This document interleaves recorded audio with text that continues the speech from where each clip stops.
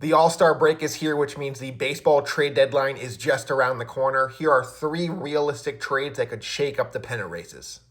All right, first one. How about Luis Arraez to the Yankees in exchange for Spencer Jones? Luis Arraez is the exact type of hitter the Yankees have been looking for in the playoffs for the last few years. They've had a huge strikeout problem as the pitching gets better in October. Luis Arraez does not strike out. He's won 3 batting titles. He's hitting .330 this year.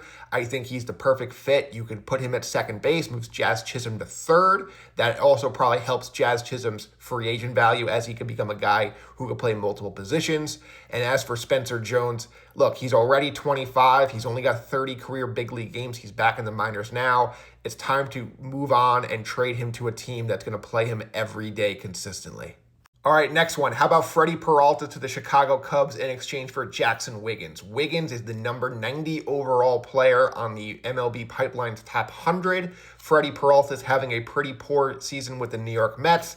Having said that, they traded 2 top 100 guys. I think they want 1 back in exchange for sending out Peralta. If not, they'll just take the qualifying offer at the end of the year. Craig Counsell knows Peralta very well from his days with the Brewers as well as facing him with the Chicago Cubs.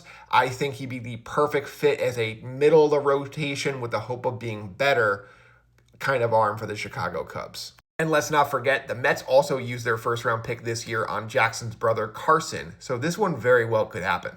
The guy we're all looking at, Tariq Skubal, where's he going to go? How about to the Atlanta Braves in exchange for outfield prospect Eric Hartman and right-hand pitching prospect Owen Murphy?